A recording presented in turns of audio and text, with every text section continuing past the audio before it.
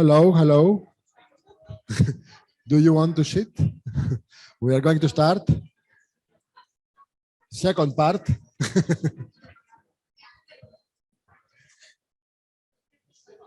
Are you ready?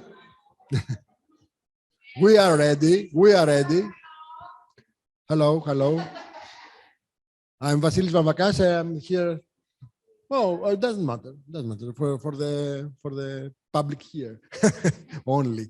We are going to talk about cinema now. So I suppose you are all ready for watching some movies or extracts at least. We are going to start with Rui Lopez from Portugal, Institute of Nova, researcher in Institute. So you have the floor and we are all anticipating your speech.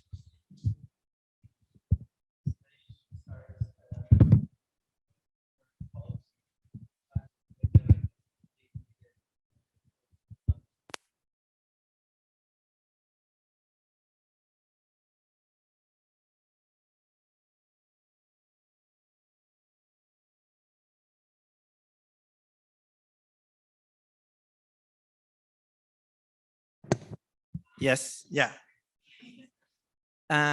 So the paper I submitted is a very early draft of a chapter of a book that I'm working on. And so in the presentation, I'm going to first quickly introduce the book and then quickly introduce the chapter.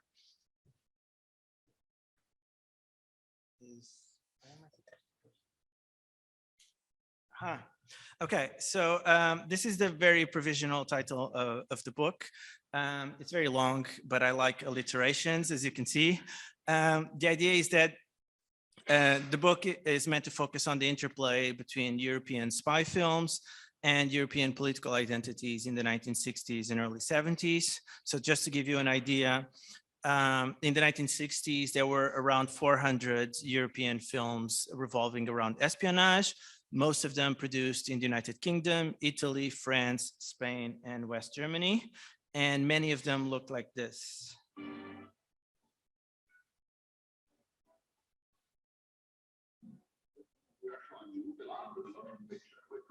One of the greatest triumphs of worldwide film production. It is entertainment that is all entertainment.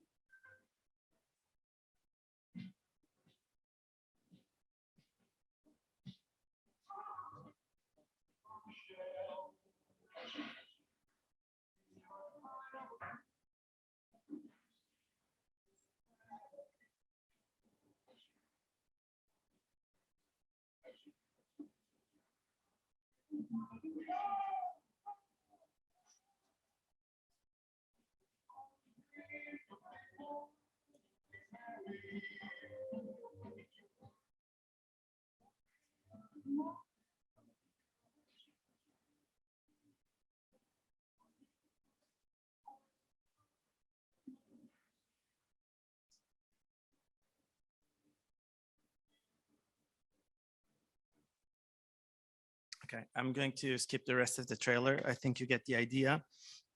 So that film, Mission Bloody Mary, was part of like a subgenre of films, which became now commonly known as Euro spies.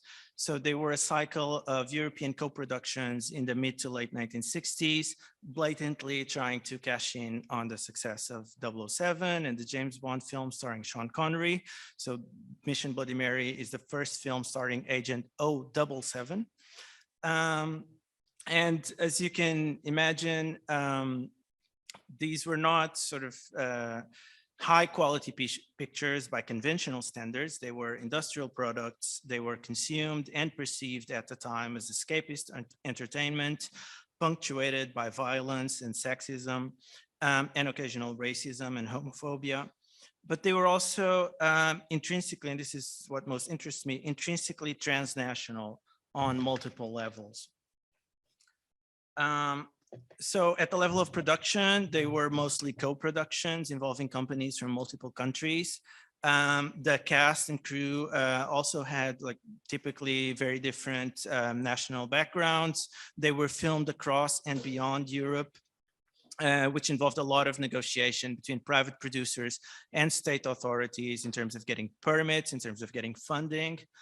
At the level of context, spy fiction, almost by definition, fictionalizes, and in this case, I would say spectacularizes international politics and illiberal practices such as torture, surveillance, extrajudicial violence.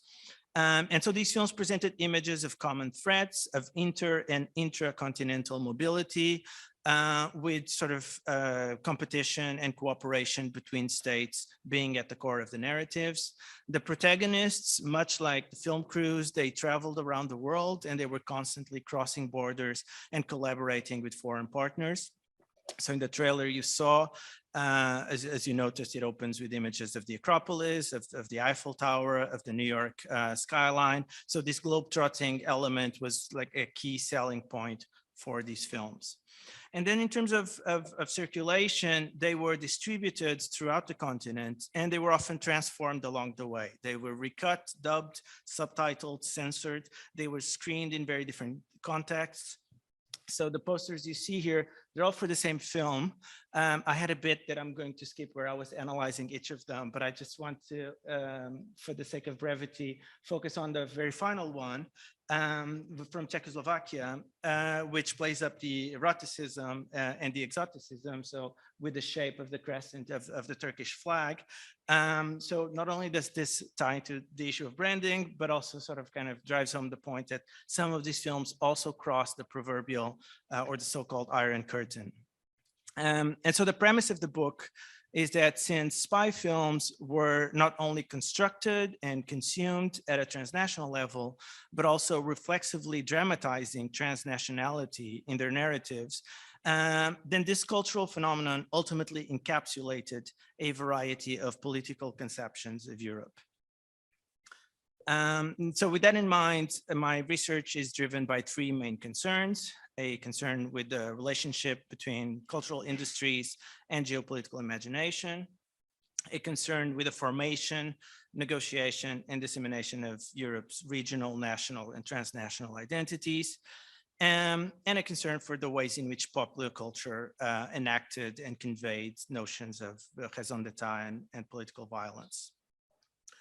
And one of the chapters in the book, the one that I sort of preliminary brought to this conference, is focused specifically on how these spy films integrated the authoritarian right-wing regimes of so-called Mediterranean Europe, namely Portugal, Spain, but also the sort of like more short-lived military rule in Greece. And I've been toying with the idea of throwing Turkey in there as well.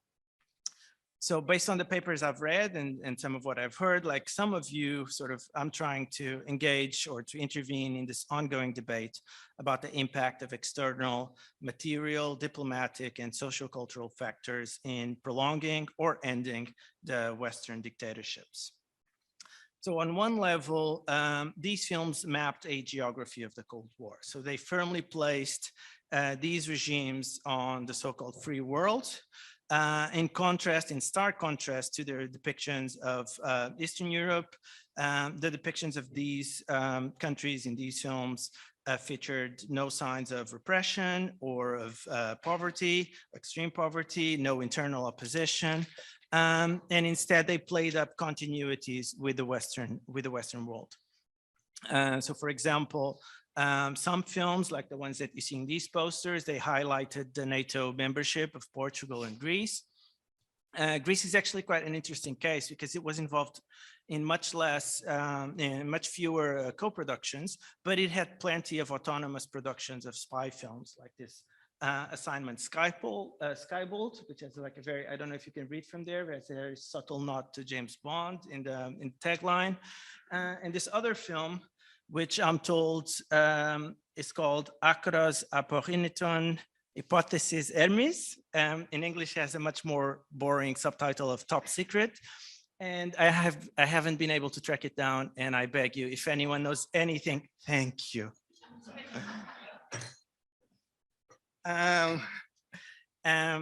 In fact, I'm gonna show you a clip now and get a chance to have the coffee. but just to introduce it. So on another level, besides linking these countries to the political economy of continental co-productions and location shooting, they were also like closely articulated with the tourism industry. And so they were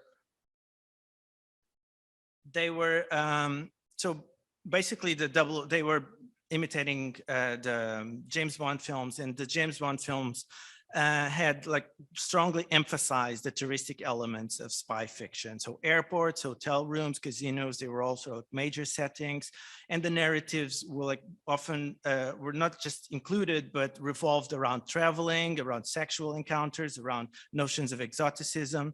And so Eurospies took this even further. I will now try to show you a clip from one of them, which I think illustrates this point.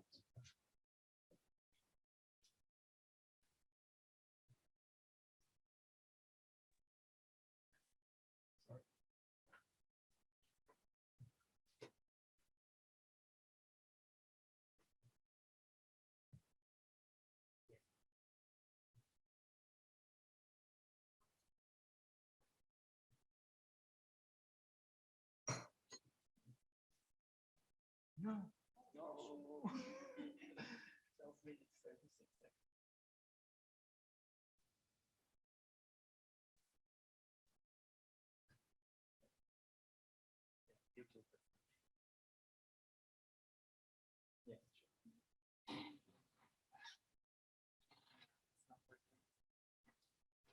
Bien, ya está aquí. Por cierto, soy el del Green. ¿Hace mucho que trabaja con Bardot? No, medio año.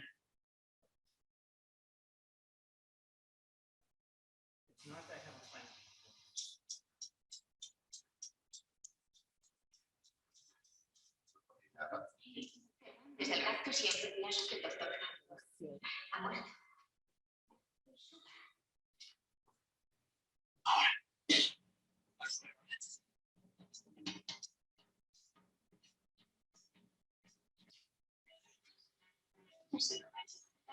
Primero prueba. Y segundo, no sé de dónde salió. Alguien nos está ayudando. Está completo. No importa, necesitamos 2 plazas en su lugar.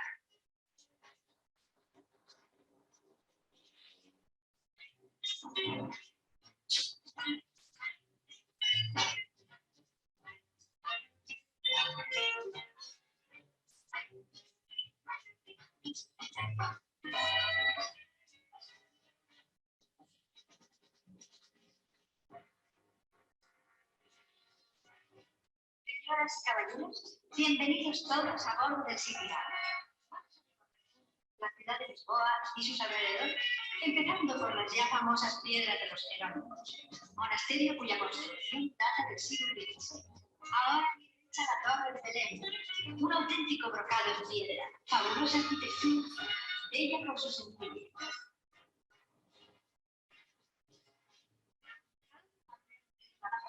Pero no se alarmen, no es moscovita. Es una torre rematadas por cúpulas bizantinas que recuerdan el clásico edificio de la Plaza Roja de Moscú.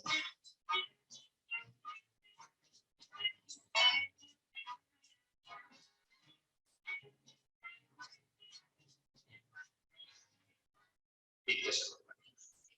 Arreglos ángeles políticos. Observen la modernidad de las estructuras.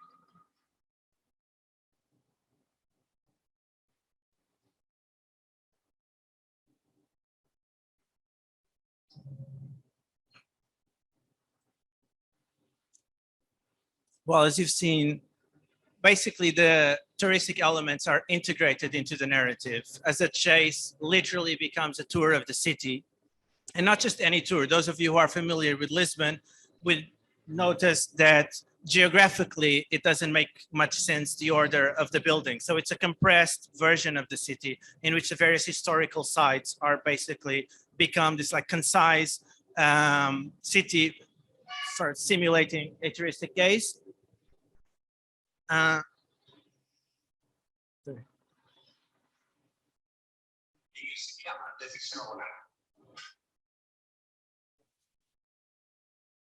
Well, it's almost over. I just wanted to finish this scene. So that's the very recently built Salazar Bridge, as it was called at the time. This is the Palacio Hotel, and both the hotel and now a touristic brochure also become part of the narrative in the next few seconds, and then I'll go back to the presentation.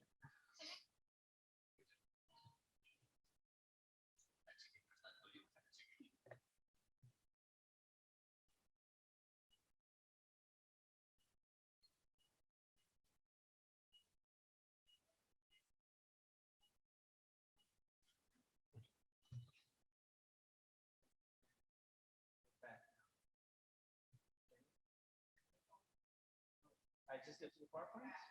Do I need to do anything else? Okay.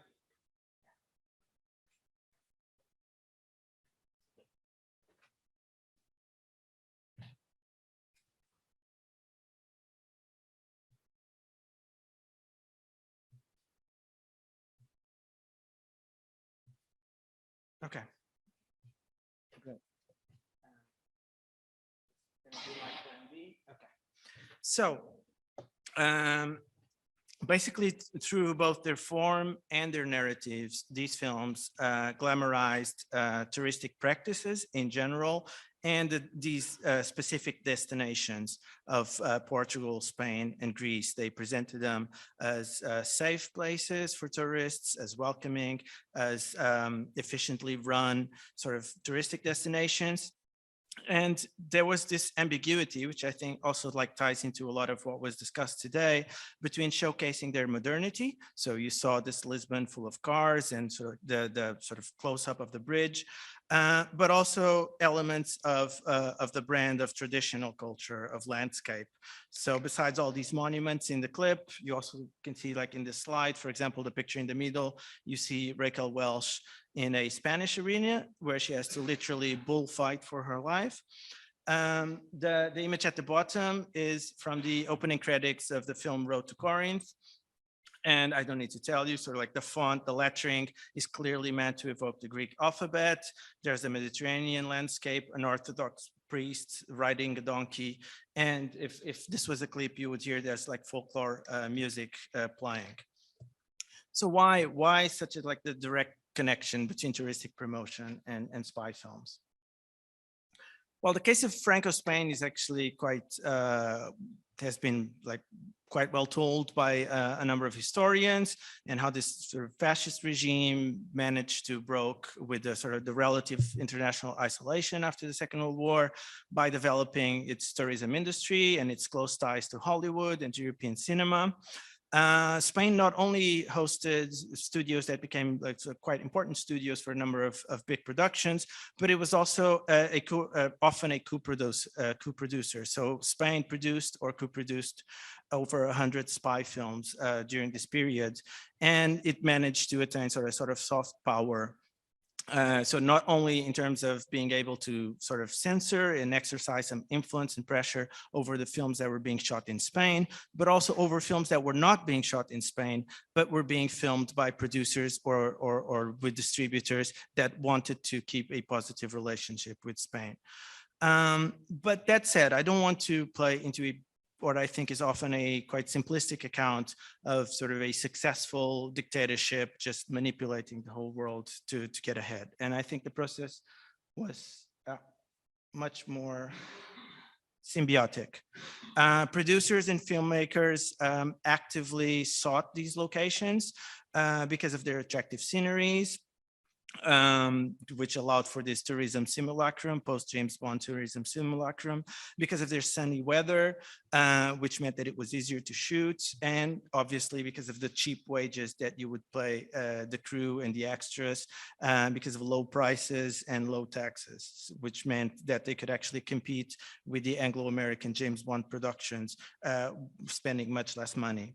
And so they actively sought partnerships with hotels, with airways, and with the authoritarian states themselves. So the document that you see on the right is from a folder which contains the many negotiations between sort of like private producers and distributors and the Portuguese Office of Propaganda in 1965 concerning the production of a spy film called Espionage in Lisbon, and where you see the producers actively both asking hotels for free accommodation in exchange for filming their hotels and sort of like presenting them, but also directly addressing the Portuguese propagandists and telling them this is going to be great touristic publicity for your country. This is the best form of propaganda, which I love it. We're talking about a Marxist Italian film director explaining to Portuguese fascist regime. And then, of course, by the time you get to distribution, then and to promotion, then the line between sort of promoting the films and promoting touristic destinations is even more blurred. You have the posters, which were often made up of the sort of like elements associated with nation branding. So you have, so for example, the two posters on the left for the same film, which is this film, Espionage in Lisbon. The one at the top, clearly sort of like simulating the Portuguese flag with the same color scheme. The one at the bottom actually features a postcard. My favorite is actually the one in the middle, which is a Franco-German, well, a Spanish-German-French production. And the French title for the film is Corrida pour un espion, which means bullfight for a spy. The film is set in Spain, but doesn't feature any bullfighting at all. But it's this association of Spain, which is like with its most recognizable cultural feature. And then you have the trailers, like the one you saw for Mission Bloody Mary, and also the campaigns that were put together by the distributors who would sort of organize these press books with recommendations for the theaters on how to promote the films. And sometimes, as in the document that you see on the left, this actually involved directly encouraging them to link up with travel agencies, both with, in this case, with British travel agencies and with the Portuguese Office for Propaganda and Tourism, or Information in Tourism, as it was called. And then, of course, you have all these press stories and interviews that were done to promote the film. So, for example, here we have like George Lazenby telling everyone about the lovely time he had in Portugal while filming the latest 007 film. I'm going to finish. There's conclusion on the slide. Actually, I just wanted to stress one idea which is quite prominent in the book and in this chapter, but actually I ended up downplaying it in the presentation, but I do want to sort of like highlight it before I go, and which is this idea that a naturalization, an acceptance and a naturalization of illiberalism, both by fictional spies and by real businessmen, remained a fundamental part of European culture decades after the age of fascism, and even in the context of a supposedly discourse of freedom against the oppressive East. And this suggests, I think, is one of the many reasons why I think these films are interesting in terms as a mass phenomenon. They suggest that, for example, the 21st century electoral rise of the liberal parties can be seen less as this sort of like resurgence out of the blue of past ideas, but more like a political expression of actually enduring cultural strands that have been present in European culture after the war.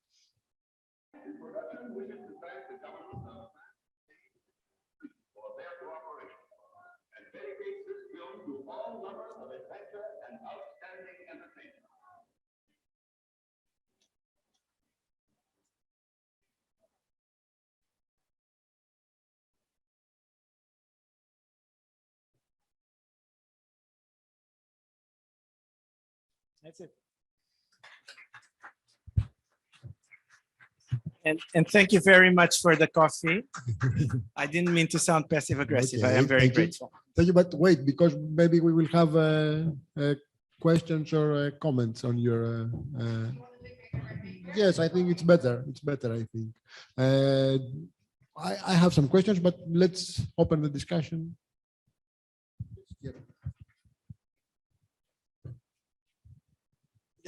First of all, thank you very much for your presentation. I think it was very inspiring. I would like to make a half comment, half question.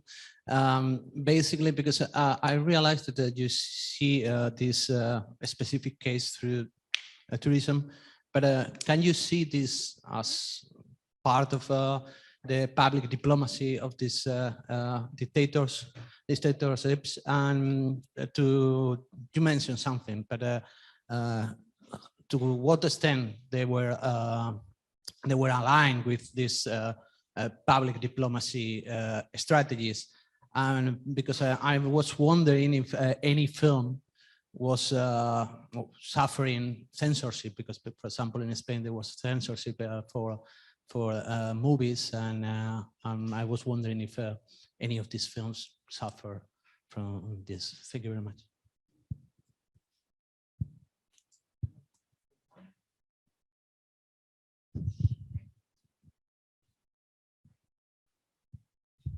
Thank you very much for the presentation. I'd just like to ask about the reception of the films, the viewership. So who were they targeting, and where were they commercially successful? And in particular, were they also widely released and watched in the European South as well, or was it more in the core? You? It was really impressive, all this different, all this information that you present today. So a question on this, because you have undoubtedly have done extensive work, archival work and research. Why a totalitarian regime is different from any other democratic regime in this instance? Thanks. Last one, Irini. You're scared?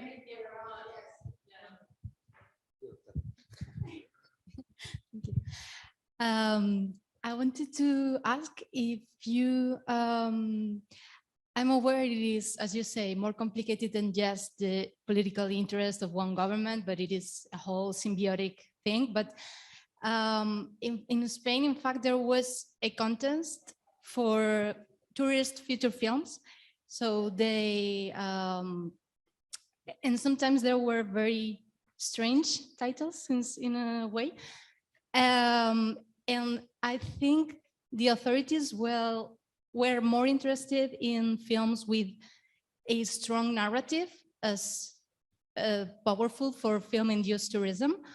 I wanted to know, what do you think about this? Because I have the feeling, I am not sure, but I have the feeling that they prefer films with very, with the stories of their own, not just an outline of different landscapes and everything. They prefer stories.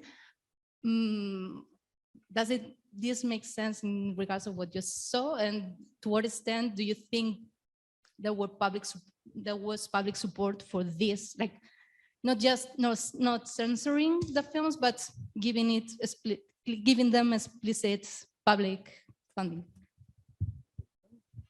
Irini, last but not least. Hui, can you keep up with the questions? Yes. Okay, great. Great project, by the way. I had a comment and a question. A comment is that these images we see in these movies are what, you know, from the first panel when Christos was talking about this mess aesthetically, they are aesthetically so clean. Like it seems that it's the visionary of these top people from tourism, what they wanted to project, which seems so artificial and seems to be one of their major bargaining chips, which seems they are interlined, I think here. It's easy to make these connections. But the second of all, I was thinking about this book that came out about Israel and Hollywood, and I don't remember the author, I'm horrible with names, Shaw. despite historian. Yes, thank you. And they make a claim about the importance of this specific people and lobbyists. So it wasn't so much about states and negotiating, but how specific figures were so influential in finding the money, incorporating, building this image of the country through either Hollywood or Eurospies, a genre that you're looking. Do you see that here, since it's more independent? Are there specific figures that seem to be kind of singled out that have to do with Spain or Italy or Portugal? Thank you. Thank you. Thank you for all the great questions. I think I will address them in order, even though it's quite chaotic on my page. So the first one had to do with public diplomacy versus tourism. Actually, all the answers are going to tie into this because this is a major thing. So I do think tourism was not my starting point when I started looking at the films, but as you can imagine, it just became so obvious, the continuity there. even then to the point when I was looking at the part that interests me the most, which is the production process and seeing all the synergies with the travel agencies. And I would say it did serve, sort of like my argument is that it did serve, ended up serving a very important process of international integration and normalization, and therefore of public diplomacy. But I think this was a side effect. This was certainly not what was on the filmmakers' minds. And even in terms of the regimes, as Lucia was saying, this is not necessarily the image that they wanted to project. These were not the projects that were coming up from the regimes. They, even when in the case of Spain, where you actually have like directors and screenwriters involved, they're less likely to be parroting what the regime perceives than like pursuing their own either artistic or commercial sort of interests.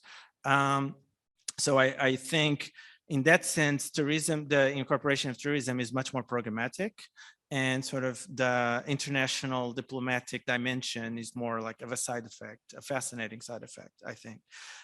You asked about censorship as well. The case of Spain is actually a bit different because Spain had, to some degree, the ability to pre-censor many of these films. So you have, so for example, I showed that film with Raquel Welch. That film was heavily rewritten during the production process because of the Spanish censors asked for it. So there was not usually much censor when it came to like after the fact, because they have sort of like been preemptively addressed. But that said, censorship was an issue, and it was an issue not just in the authoritarian regimes, it was an issue across the board. Last week I spent sort of like 2 days at the British Board of Film Censors, and it's the level of interference actually put some of the Portuguese and Spanish censors to shame.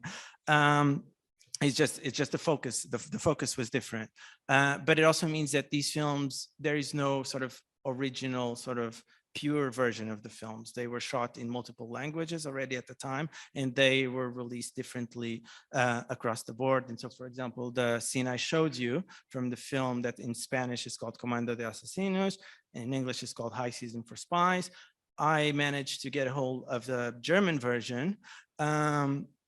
And then I watched it and I got to the final scene where the Portuguese police are very happy because they're going to keep all the money to themselves. And I thought there's no way this would have played in Portugal. And I looked up the censorship file and it had no cuts. So I knew there was something amiss. And then I tracked down the Spanish version, and lo and behold, it was completely, like, it was different ending. And indeed, in the German version, you can tell that the Portuguese, their mouths, the police, the mouths are closed. It's just the German voices who are like spouting all these things. So censorship was something that was being negotiated as well. Then in terms of viewership and who were they targeting? Well, they were mostly targeting, I don't remember who asked the question. Yes. So who were they targeting? They were targeting, they're very different. It's a wide scope, but the type of Eurospies that I was talking about, they were lowbrow films and they were targeting blue collar workers. So I would say the main target, first of all, is Italian factory workers. So Italians made up like most of the production and most of the consumption of these films. But they were very successful. They were very successful in West Germany. And even though this is a story that is only now being told, starting to be told, they were actually also screened massively in Britain, especially in sort of like in small town cinemas where you had to fill in the programs. And hence the fact that I found so many files on the British censorship files complaining that these films had none of the sophistication of James Bond, and they overcompensated by having more sex and violence. And then they tried to remove all the sex and violence, and the distributors went crazy because they knew that was the only reason people went to see this film. So this gives you a sense from the point of view of the distributor. They were saying, if you remove all the kicks in the face, the movie is going to be substantially worse. And trust me, it was not Gone with the Wind to begin with. This is a quote from one of the files. So it like gives you a sense of who they were targeting and what they thought of the films. Then why were totalitarian regimes different from democracies? I'm not sure I fully understood the implications of the question. So maybe my answer is going to go in a wrong direction. But I would say my argument here would be that ultimately they weren't, in the sense that the way that they were presented in the films, there was really no difference. There was just if anything, a difference between East and West. And even that gets blurred along the line as you start to have co-productions with the Eastern Bloc. So the only villains everyone could agree on were the Chinese and sort of like transnational criminal corporations.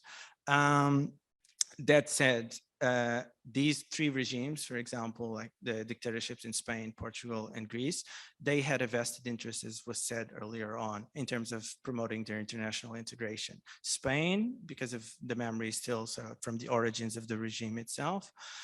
Portugal, because in the 60s, it was fighting three sort of very controversial colonial wars in Africa.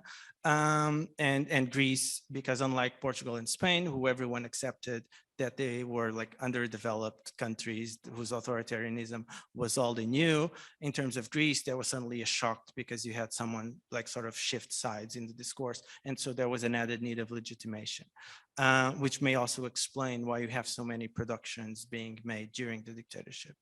And then the Spanish contest for promoting films. I did not know about this contest, and I want to know everything about it. But I'll ask you afterwards.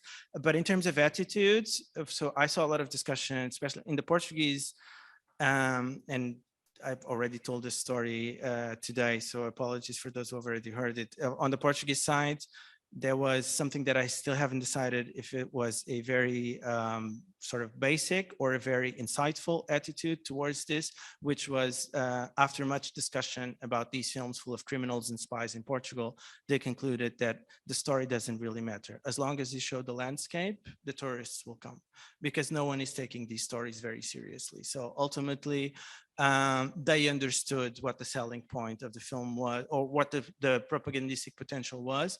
And it was certainly not that people believed that you had all these spies running around Lisbon. And then finally, the lobbyists. I found nothing comparable to Israel, because in Israel, you actually have, as you were saying, they actually point out these intermediaries that are trying to promote Israel's interests. Here, for the most part, like the Franco Spain was quite proactive, but like for the most part, the initiative is on the filmmaker side. They want to do business, they want to film in these countries, they want to show these landscapes, and they want to do it on the cheap. I think that was all. Thank you very much. I think it was a very interesting approach to the convergence of film industry and tourism industry. We have a lot to discuss and to ask you after the end of this section. So now Mando Spiropoulou is going to talk about the image of Greece through the official selection of the Festival de Cannes. She's a researcher, a postdoc researcher in my university, Aristotle University of Thessaloniki, and we are ready to hear you, basically. Hi all, thank you for accepting my presentation, first of all. Today, one moment.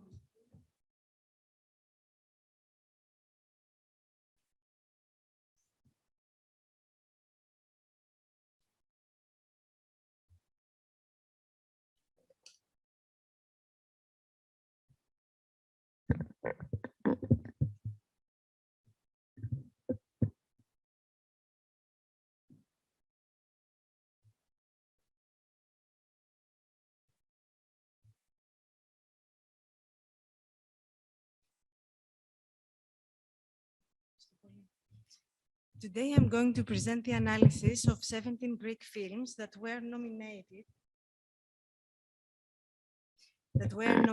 at the Festival of Cannes during the Cold War. They are films that represent Greece not only as visual object, but also as an official state cultural and political choice. I do analysis of the content and the audiovisual discourse, taking into account the interactions between settings, characters, and storyline. Combining these to an historical analysis of the period under study, we can identify what are the types of audiovisual productions with the biggest tourism-inducing capacity. We will compare the characteristics of the image of Greece via films by decade, based on Machioni's approach of the three Ps, the three concepts of place, personality, and performance. In my approach, I will also add culture as a larger conceptual umbrella. Greece is for the first time officially represented at the Cannes Festival in 1952 with the film Dead City of Phrixos Iliadis. This film highlights the harsh landscape of the Greek countryside, reflecting the hatred sustained by a vendetta in the village. The protagonist's return to a ruined village interacts with intense music and the natural landscape. It is not an image of touristic Greece, quite the opposite. It is a dead state, as Irini Papa, the protagonist, say in the film. The tragic position of women in Greek society is highlighted. In the 50s, Michalis Kakogiannis will prevail at Greece as Greece presenter at Cannes, giving 4 of the 5 films that will compete at the festival. His first film competing is the sentimental comedy Windfall in Athens in 1954. Eli Labeti is the protagonist, and as in the movie Dead City, Manos Hadzidakis has composed the music. Exterior shots show the first trams in Athens, outdoor markets, tracks full of people, Greek music, old neighborhoods, sea, light, and sun. Here, the representation of Greekness is given in a more cheerful tone and with humor. In 1955, Kakogiannis returns with the film Stella. Stella, played by Melina Mercouri, sings in a tavern and lives a liberated life full of love and dynamism. The sensational performance and presence of Melina Mercouri established her as an iconic personality. The music is a very important element of the film, with that of Hadzidakis and Tsitsanis dominating. An important cultural element that determines the representation, which mostly show in the few exterior shots, the Greek feasts, the cafes and the sea. In fact, bouzoukia music socially separates the bourgeoisie from the working classes.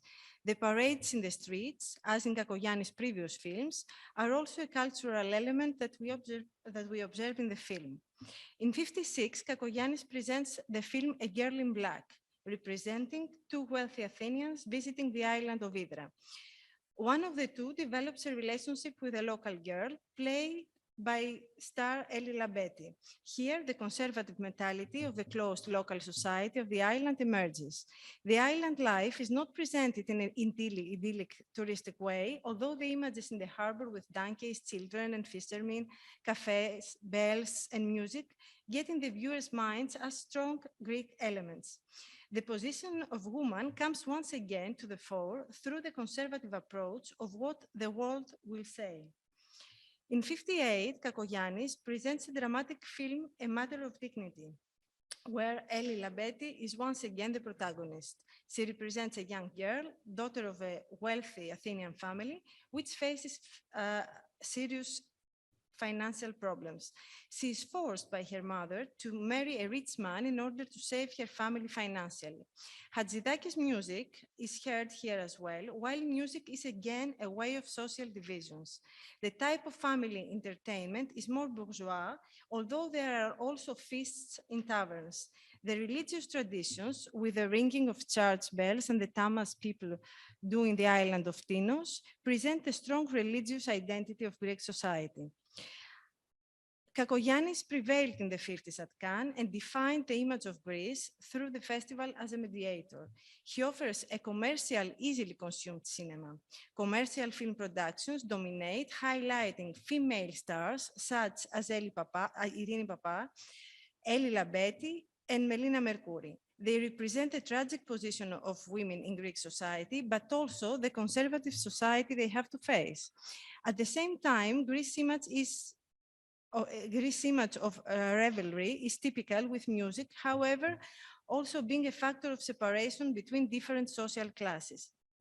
The music of important Greek musicians plays a decisive role, with Hadzidakis being the leading figure.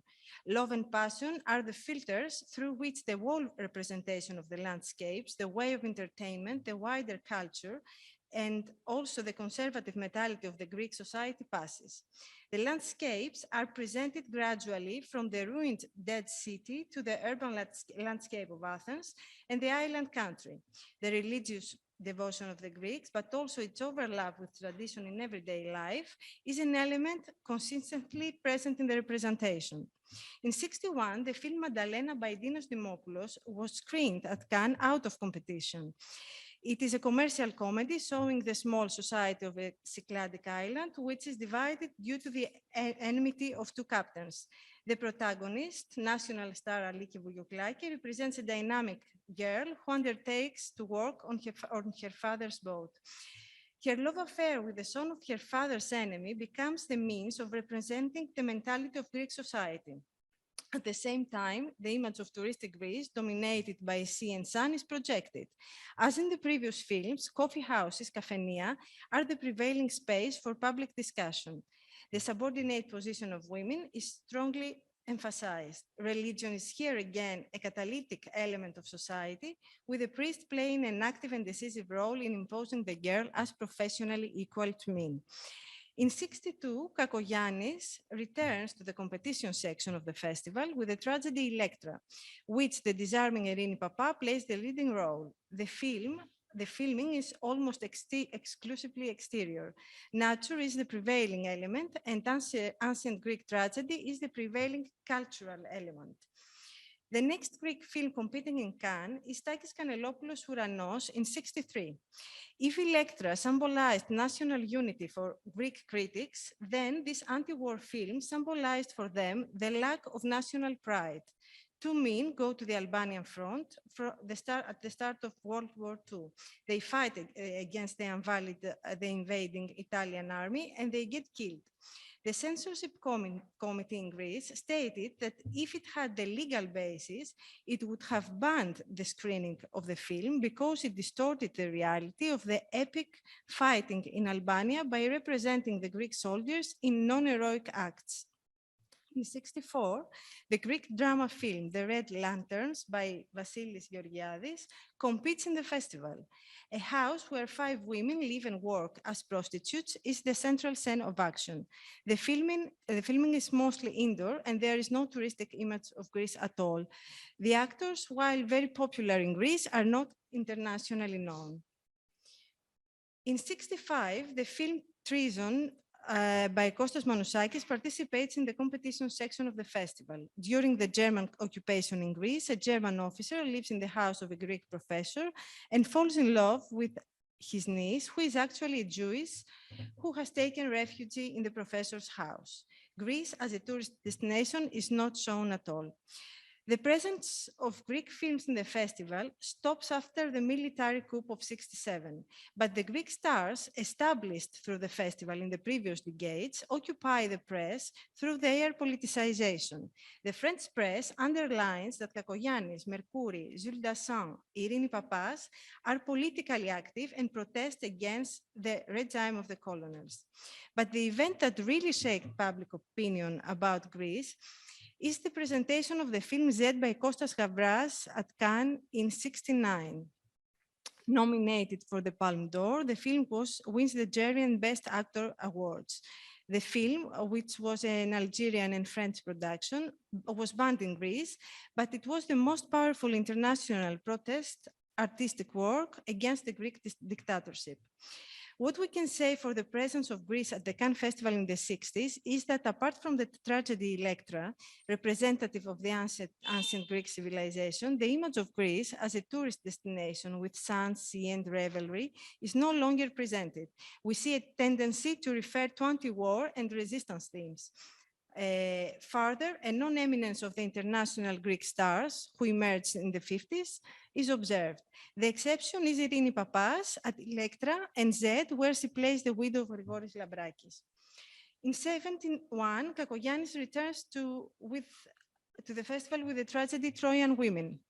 Working with stars such as Irini Papas, Vanessa Redgrave, and Catherine Hepburn, he brings back the image of the ancient tragedy to the festival. At Greece, during the dictatorship, there was created a new wave of Greek cinema, supported by the magazine Synchronos Kinematographos. Its aim is to create a national cinema where, through the search for Greekness, which is defined as the possibility of the viewer to discover Greece, the Greeks, their situations, and their real problems. A completely different presentation of Greece begins, away from that of the entertainment films that we saw in the previous decades in Cannes. This new trend is crystallized and established with the appearance of the films of Theodoros Angelopoulos. In 1955, the government of Karamanlis refused to give to his film Traveling Players the right to represent Greece to the competition sections of the Cannes Festival for political reasons. Despite finally obtained the International Film Critics Award in Cannes, this non-official representation of Greece in the festival offers a Greekness that is alternative to what the Cannes Festival audience had seen until then. Angelopoulos activates the collective grave, creates a distance between the viewer and the heroes. As Dimitris Giovas notes, Angelopoulos questions the travel poster of Greece, allowing his film lens to remain for a long time on bleak winter landscapes and destroyed houses. Dissolving the myth of the sunny seaside idyllic Greece, he offers the image of the other Greece, that of violence and oppression after the Civil War. Instead of sunny islands, we see gloomy, desolate landscapes. This landscape has priority. Angelopoulos comes back to the festival with the other Greekness in 1977 with the film The Hunters. Also, in the same year, 1977, competes Kakoyannis' Iphigenia.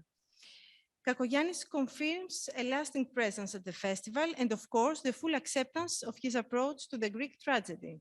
It is a film seen as a quasi-Hollywood representation where the beauty of the landscapes, the sea, and the Greek sky dominate. In 1978, Jules Dassin competes with the film A Dream of Passion, where a Greek actress and famous star, played by Melina Mercouri, returns to her homeland to perform a modern vision of Euripides' tragedy Medea. Melina Mercouri is now established to the French conscious as a star and as a politicized artist, and her presence is symbolic in many ways. In conclusion, for the 50s, we can say that in parallel with the presence of Greek tragedies, the new non-touristic Greekness of Angelopoulos appears with the harshness of landscape and Greek society. On the one hand, we see big idols such as Melina Mercouri and Irini Papas, and on the other hand, we see landscape and history as protagonists. The ideal ancient Greek civilization confronts the difficult historical truth of modern Greece as seen by Angelopoulos. And of course, there is a radical transformation from the image of touristic Greece offered by entertainment cinema of the 50s to an alternative depiction of the other Greece as it was shaped historically from the Civil War onwards. The presence of Greece at Cannes during the Cold War ends with the other Greekness of Angelopoulos in the 80s. Greece enters a new era with its new government, with the Socialist Party PASOK in 1981, and the censorship was finally abolished.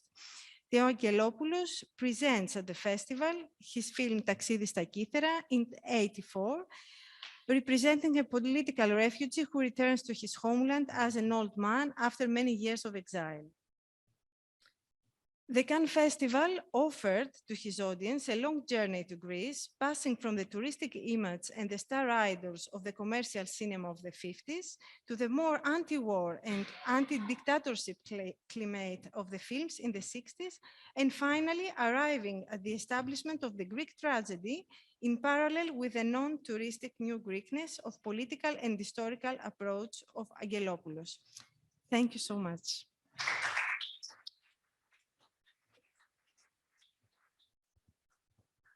Thank you, Mando. Thank you very much for this history of the Greek cinema, basically, because you mentioned how many? 17? 17 films. Okay, yes. Any questions or comments? Yes. I'm coming.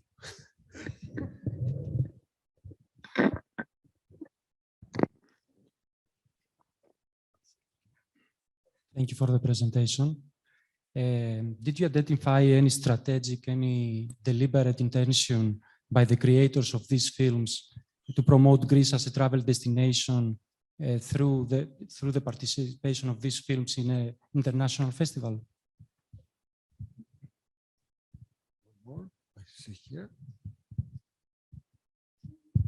I have a similar question, just in a bit different direction. Did you try maybe to trace like official, maybe culturally official discourse on these movies, or maybe criticism that Greece doesn't represent itself in the best possible life on the movie for international audiences?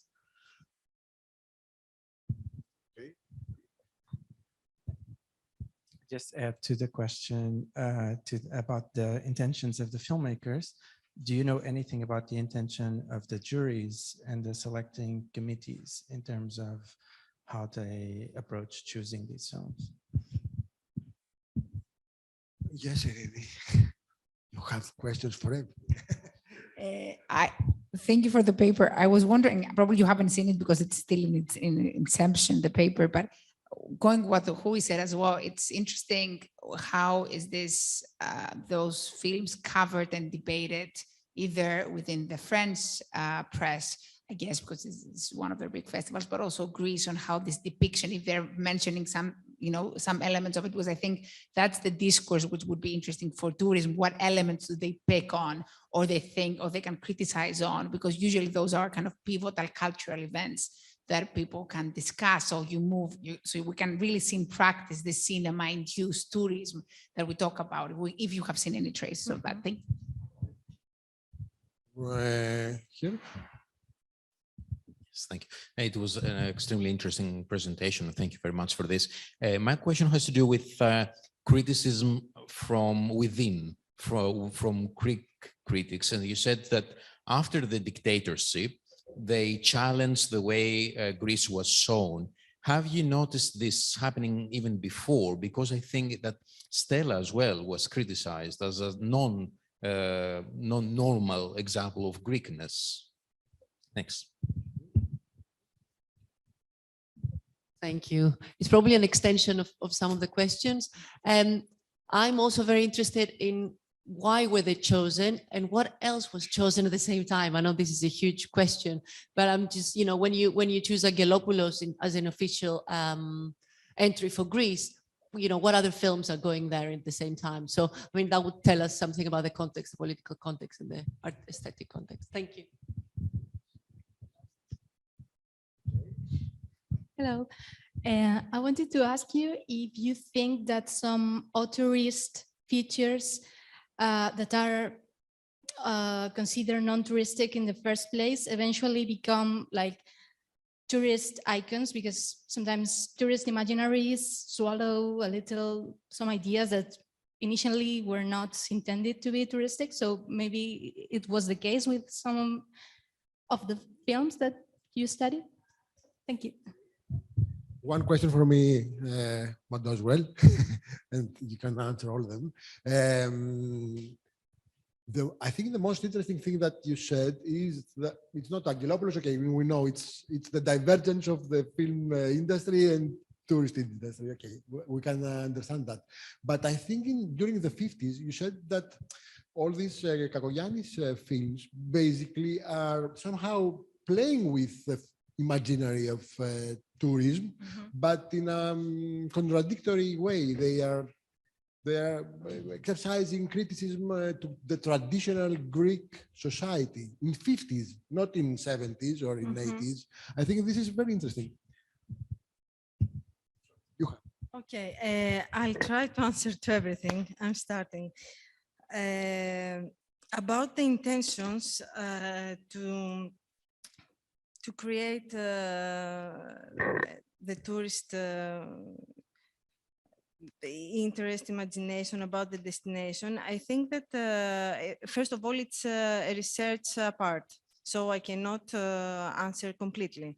But the idea that I have is that Kakoyannis mostly was interested to do a mediation at the big public, at the most big public.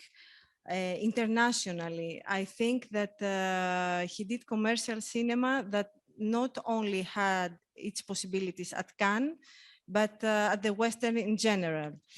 And some of his films were co-productions with other countries.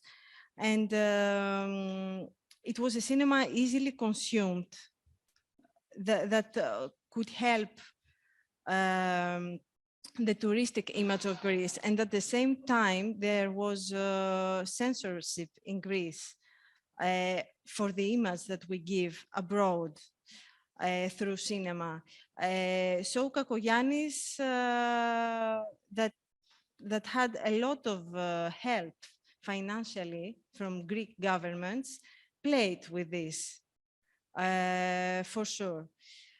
And especially in the 60s, even if he has only Electra, in the 70s, he has Trojan women, he has Iphigenia that were very good financed by the Greek government of Karamanlis. Because Karamanlis did a change in cinema, he wanted to open cinema, to relate cinema with tourism. It was a goal of his government. The second question was not to represent the real Greece, if I remember good. I have not seen this as an intention, but I'm not sure that I understood your question. It's about the intentions or about the effect? Yes. Whether they were maybe unsatisfied with not showing Greece in a nicer, sunnier idea. Yes, yes. Like in the 50s, it was ideally represented with sun and sea, etc. But it was also sometimes criticized for a kind of grotesque of how the situations were represented. And there was a little bit of grotesque in the way they were represented. The Greek, the culture, the traditions, the religion, everything. And now I come to what you said, that there was a criticism, but from Kakoyannis. I'm not sure that it was a criticism, or because now we can see it as a criticism. At the 50s, when you saw the film, maybe it was even a little bit grotesque, the mirror of the society. Stella, yes. Stella, yes. Yes, it was very powerful, yes. No, it's not for all the cases. For Stella, for Stella, yes. I have no idea for the intentions of the jury. I'm sorry, I have no idea, because you have to go to the Cinémathèque Française and have access to the archives and do this job. I have not done it, so I cannot help you. And Mary, also you asked for the other films and who was awarded.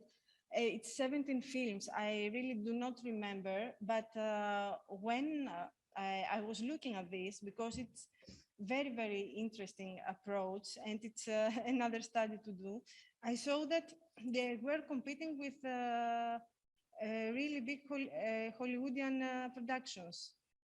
If we can see it after, we don't have the time now, it's really impressive.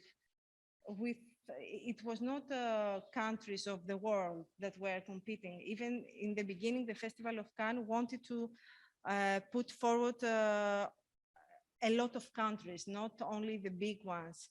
There were films that are myths now that we were competing with. A Greek film was never awarded, but it was there.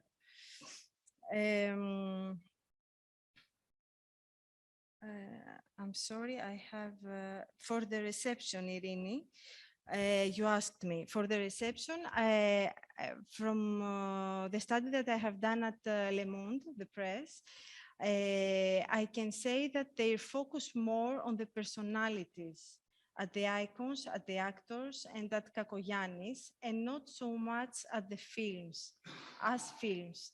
Maybe the press that is more specialized in cinema has done this, but I have not done the research.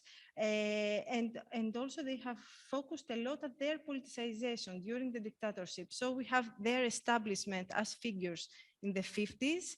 In the 60s, less, we have only papas, but after it's their establishment, not only as stars, but as politicized stars, that at this period was very important. Yes, yes, and the symbolism in the next films. I have forgot a question. No, I answered. I think you finished. Huh? Thank you. Okay, thank you very much. Now we return to Hollywood. Paolo Villa, Italian researcher, and he's going to talk about the Garden of Empire in Italy as a tourist destination in Hollywood movies 50s to 65. Yes, 50 to 65. So the floor is yours, Paolo.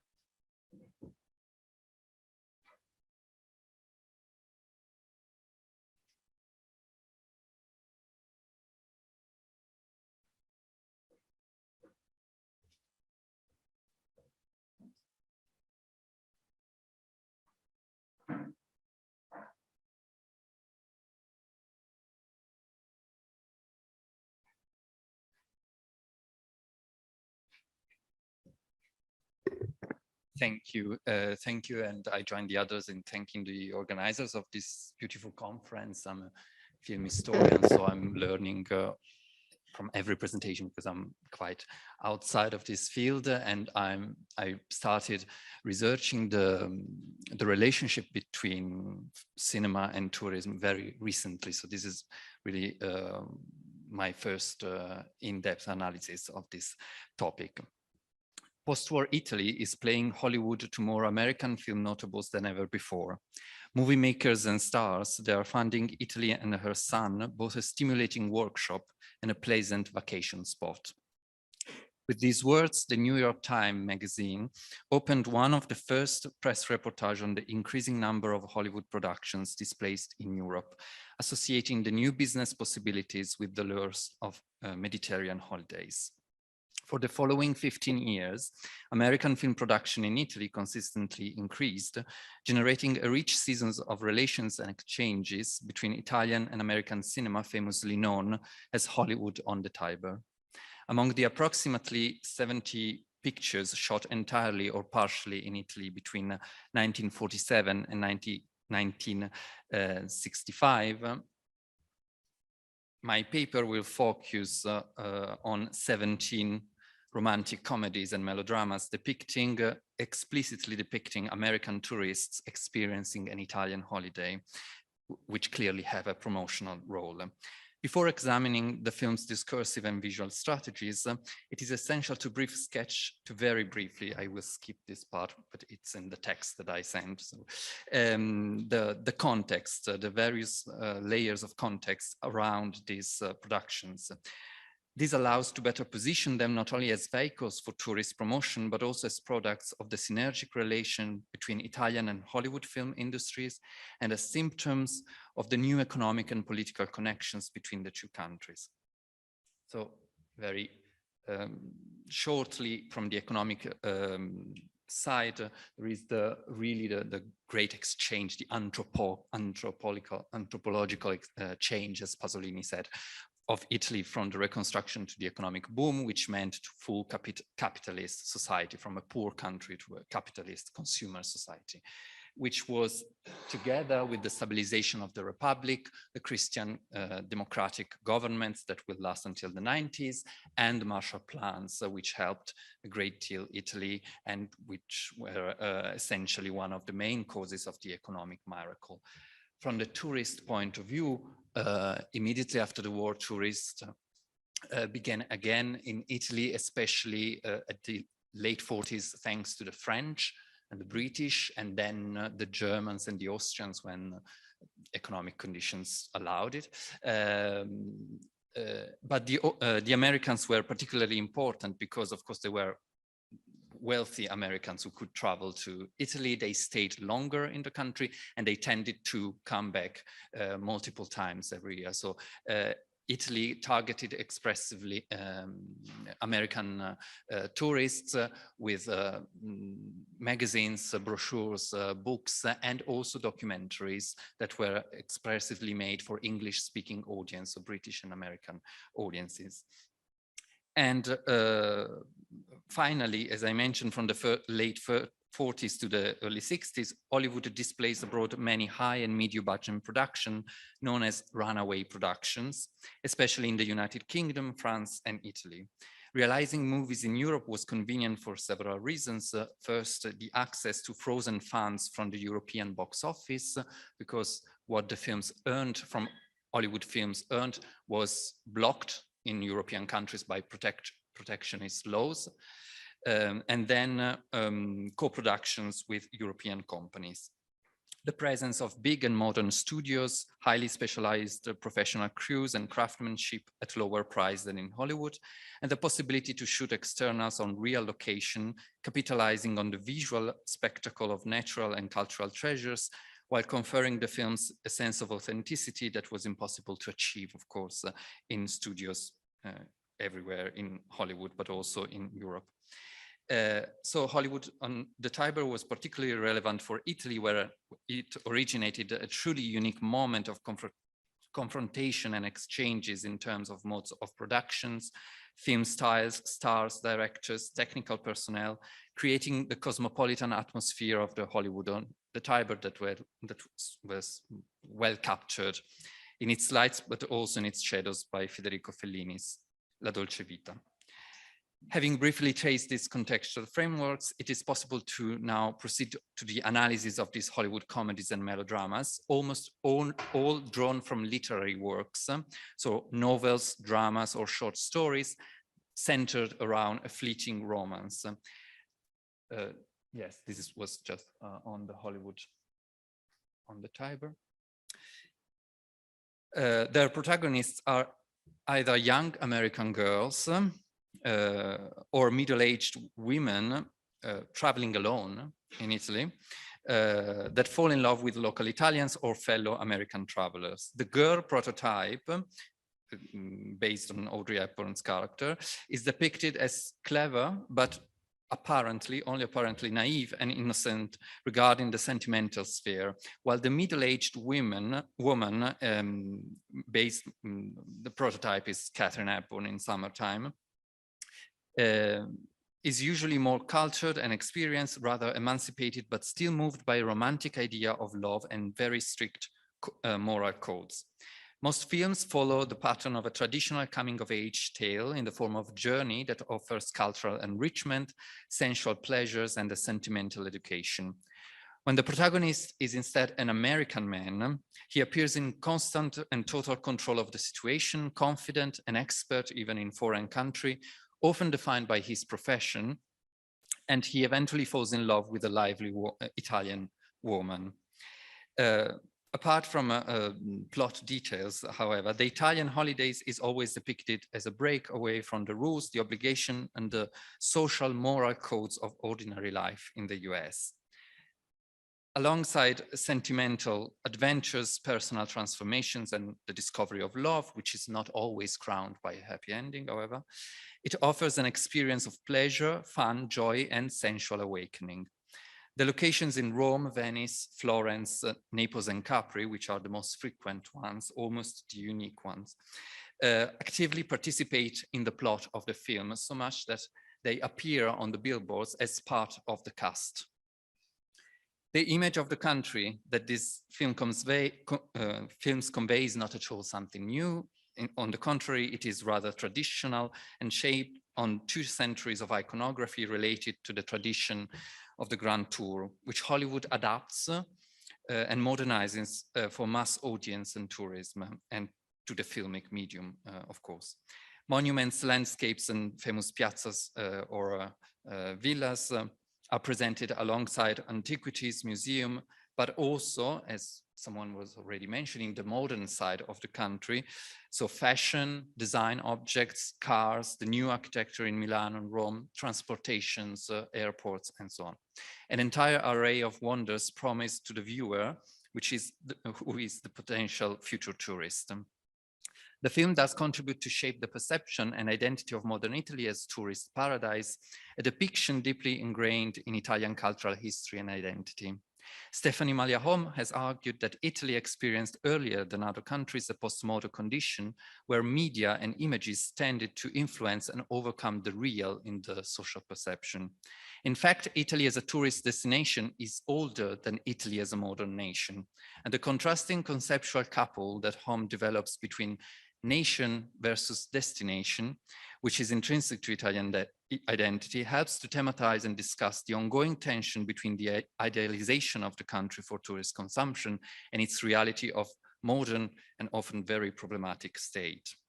Filming real location in Italian cities and in the countryside, these movies greatly transformed them using different visual styles and technique, and so greatly participated in the larger mediatic process of idealizing Italy for tourists. Daniel Steinhardt, in his studies on runaway productions, has explained that these films confirmed classical Hollywood style and its norm, including the golden rule dictating that the background should never distract from the action, the dialogue, and the actors' faces. The imposing beauty of the locations must therefore be balanced and tamed through a calibrated process of selection, composition, direction, and editing, so to harmonize the visual spectacle with the narrative. The portrayal of monuments and places is magnified by the use of color, the new panoramic formats like VistaVision and CinemaScope that allow for unprecedented opening of the visual horizon on the screen. At the same time, long shots of the locations are often positioned in the opening or closing sequences of the film, not to disturb, or briefly at the beginning of dialogue scene, acting as establishing shot before moving to medium shots and close-up. As you see here, you see the beautiful landscape of Capri, and then you cut to the close-up to follow the story between the two characters.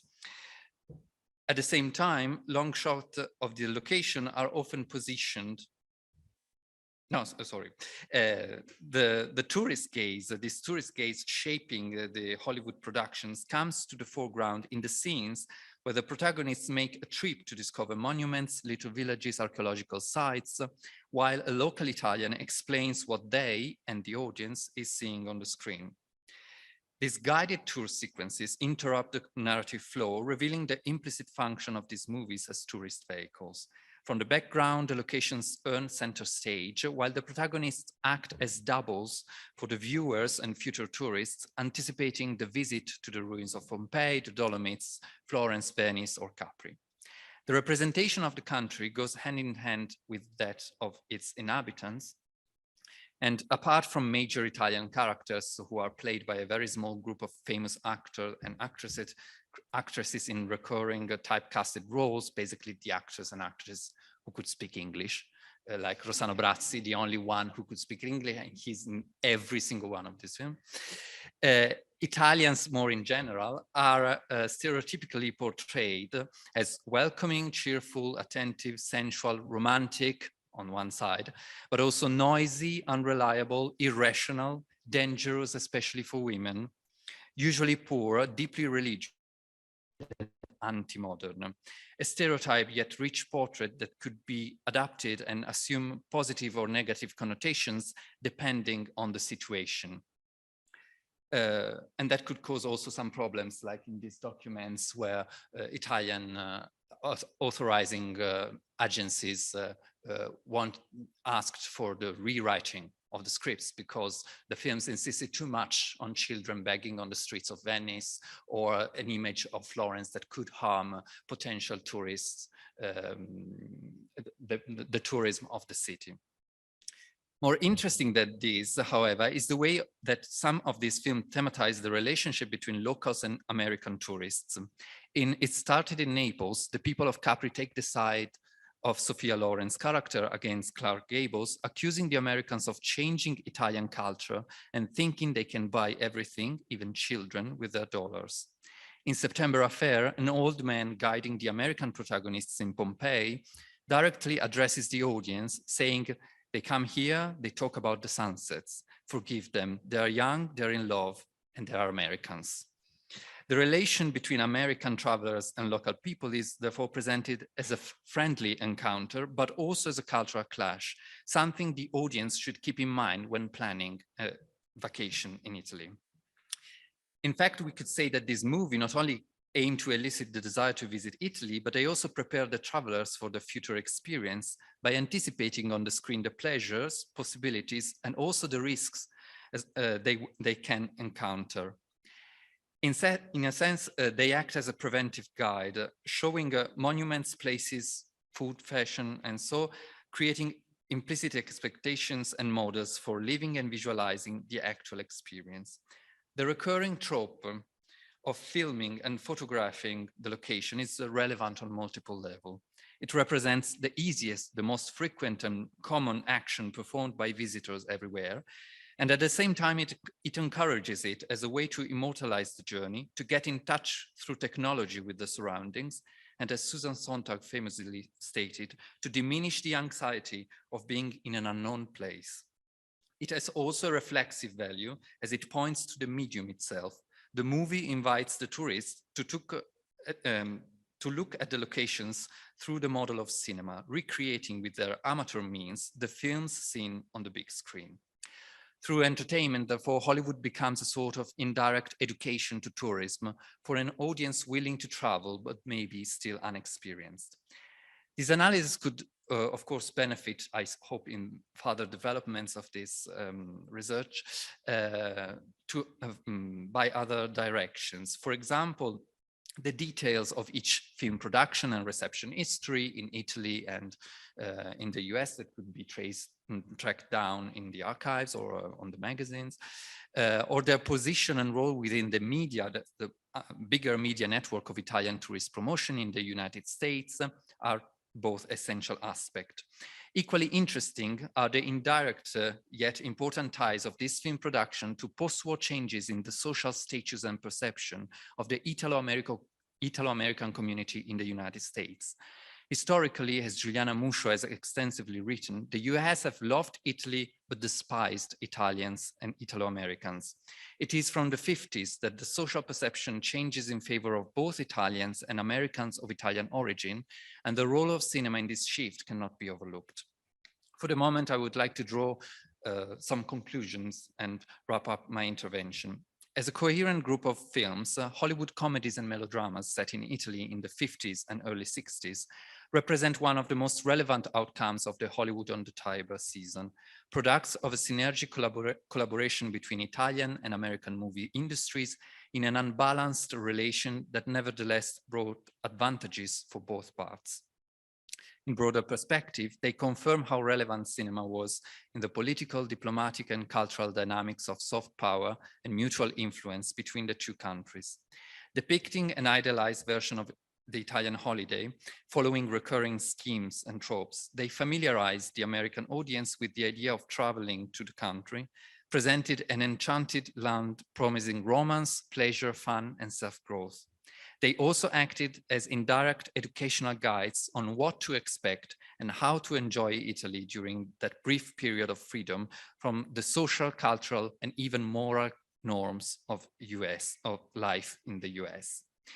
The picturesque, idyllic, and romantic Italy they convey is condensed in the recurring image of the enclosed and beautiful garden, a locus amenus of pleasure and delights present in every single one of these films.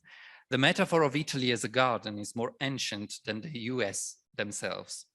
Dating back to antiquity, its most famous formulation can be found in Dante's Divine Comedy, in the sixth canto of Purgatorio, when he defines Italy lo giardino dell'imperio, the garden of the empire. At that time, the empire was the Holy Roman Empire located in Germany, but in its century-long history of foreign domination, Italy has been constantly considered a land to control, not only for political or economical reasons, but also sometimes especially for the cultural prestige associated to it.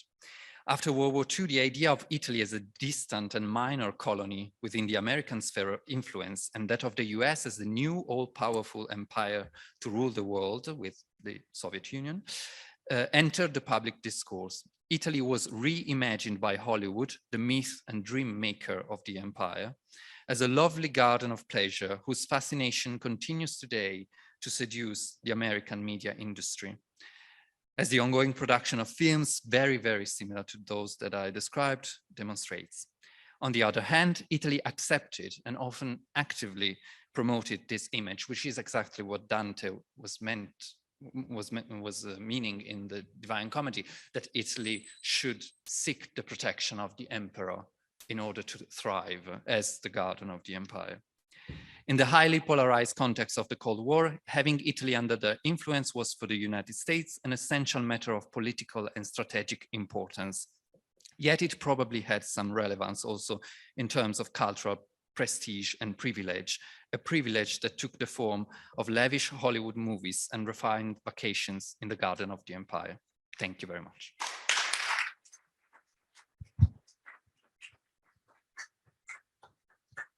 Thank you very much, Paolo. I think we have plenty of time to discuss your presentation. We were all very, I think, on time. So I'm going to return. Any questions here? One. Yes. Thank you for the presentation. Besides the beautiful Italian scenery, as a background that hosted these films, did you identify any lifestyle tourist gazes, Italian lifestyle tourist gazes? You have already referred to the Italian personality that was profound in some films. Is there anything else related to, let's say, tradition, Italian tradition, customs, food, or something else? Thank you. Other question? Comment? Question? Irini? Yeah, thank you so much. This was really a great paper. While you were presenting, I really kind of got glimpses from the book by Christopher Eddy, Cold War Holidays, the American tourist in France, which in a way kind of captures the same conceptual idea of looking at both sides and how both sides, this transatlantic relationship has, let's say, has victors and victims, but they are both sides. So they're looking at two-sided kind of transfer of ideas and cultural exchange.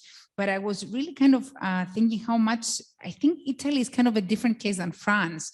And it's more interesting to see how much this kind of Americanization, I would suggest to see it also under that prism. How do we see that there is less resistance for some reason? At least that's why we know politically, Italy is an easier partner. Than France. But I wonder if that culturally, that resistance, because you don't talk about resistance at all, you talk about the benefit, but I wonder if that's the case, how they want to see, you know, that what kind of projection are the Italian people stand for in these films. It's very clear for the American side, and you're kind of repeating the same themes we've seen in other kind of studies, which is great. But I wonder what seems to be, not as the stereotypical aspect, but what seems to be coming out as very much quintessentially Italian at that point. Thank you. So, Luis, you want as well? Thank you. I wanted to build on one of your final ideas. So it's not so much a question, but it's a comment that you may want to address. And this notion of presenting Italy as a site of influence, as part of the sort of American empire, to go back to the idea of Americanization. But I would say, clearly, at least in the early 1950s, this was also a way by Hollywood to present Italy as a success story. So as a success story of the Marshall Plan. So in the early 50s, you are not showing the economic miracle, which hasn't happened yet. You are anticipating the economic miracle. You are showing that it can happen.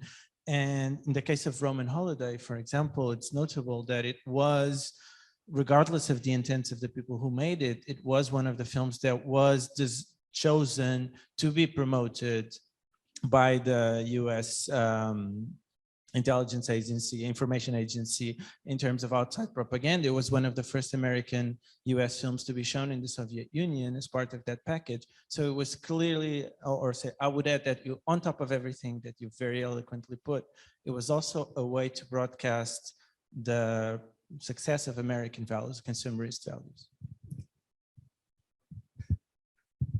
I have one question, the final, I suppose. Oh, do you have? So, Thank you. I have two short questions. The first one is, did you try to trace, or do you think, if you continue with this research, to trace maybe how these movies reflected the expectations of tourists when they came to Italy and how they behaved, or maybe some media reports? I know from my research, for instance, then American journalists would come to Italy and try to write the real life reportage to actually kind of counter the Hollywood stories.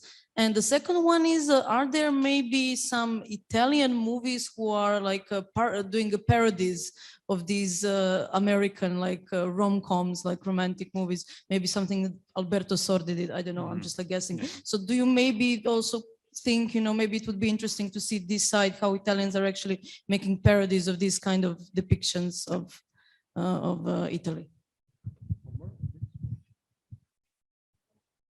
It kind of ties into Irene and so a question about Cold War. I was wondering if these movies somehow respond to the American public itself image about Italy, also maybe created during the interwar for literature. Do you see some continuities from this point of view, maybe? Thank you. no other question. So I have a question. It's for both of you, basically.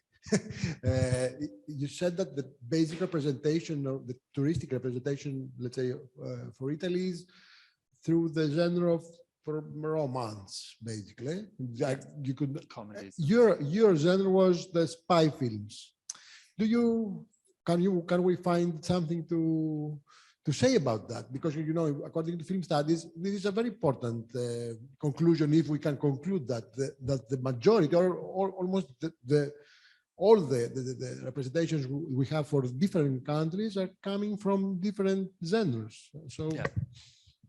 no, you don't. Okay. Thank you for all the interesting question that gives me more to think and work about. There is also, apart from the scenery, there is also a representation of many other elements through the tourist gaze, like the lifestyles, the traditions, and the American tourists that would like to have a real experience of the Italian holiday. So they try to really Italianize themselves during the film. In fact, in one of the film with Sophia Loren, there is a scene which I had not the time to analyze, but she sings twice in the film. It started in Naples, tu vuoi fare l'americano, you want to be American, but once in a nightclub, and she means tu vuoi fare l'americano, you are an Italian in America, you want to be American. And then she sings for Clark Gable in the kitchen, and it kind of means you want to be Italian, but you will never be completely Italian. So there is this relation, this tension also on trying to show and the real lifestyle in Italy, and how you can access during the holiday to that experience, while at the same time not completely fit into the stereotype of the Italian of this experience. And on the other side, about the resistance issue, how much Italy resisted to this process during the period of Hollywood on the Tiber, apart from intellectuals, some few intellectuals that were against this Americanization also through cinema of Italy, there was not very much resistance.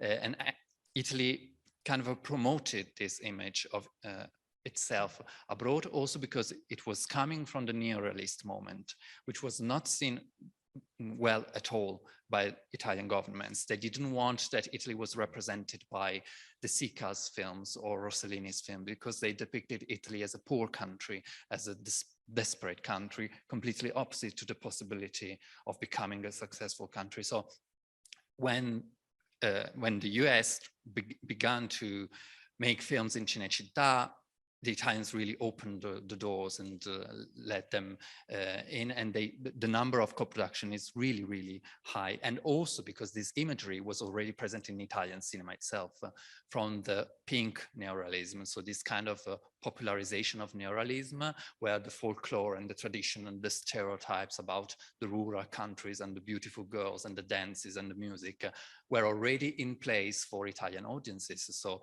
the Americans just followed on that path. Regarding the trace of real life experiences in America, it's one of the directions that I wanted to explore, because it is really interesting to understand how much then maybe American tourists arrive in Italy and where they found something they didn't expect from what they have seen or they have read in the guides, in the newspaper, in the magazines, tourist magazine, or instead if they found out exactly what they found, what they thought. There is an entire array of parodies about these films, about not exactly the comedies or the melodramas, not very much, but the historical films set in, and also the spy stories made by Americans in Italy, but especially the pepla, so the films set in ancient Rome with the emperors and so on. Alberto Sordi made one of the parodies, which is very famous, and which is exactly taking up on Ben-Hur. And that is another way of capitalizing on Italy by rebuilding this image of antiquity and so on, which was completely even kitsch, if we could say that. And I end up with your observations, which are really great observation.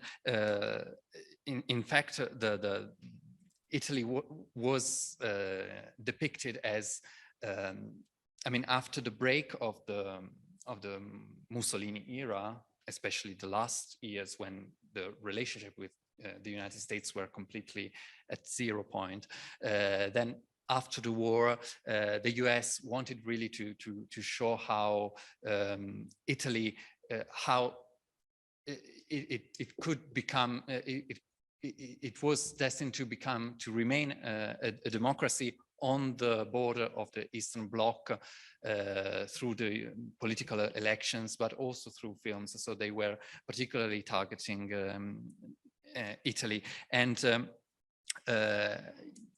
there are clearly continuities with the images from the pre-war era. I don't remember. Yes, there are absolutely. Most of the films are taken from novels and short stories written in the 20s and 30s before Mussolini stopped any kind of relations. But until 1938, there was a constant overflow of American tourists in Italy. So there was complete continuity. And on the genre, I think that there is no doubt that some genre are particularly useful in this kind of relationships and depictions, and the spice in the period that I examined, at least for those made in Italy, the spy stories are fewer than these comedies or melodramas, and they become relevant in the period that you examined. But there were two successful genres, and the proof is that one of the biggest film is the combination of the two, the Pink Panther, which is a comedic spy story set in Cortina, in this elite super luxury vacation spot. So it allowed for showing beautiful places and facilities and landscapes and traditions and so on, because the structure of the genre allowed for a plot that was moving in multiple places and in open air and not in interiors and so on. So I think that on the genre question is always to be taken, to be kept in mind, yes.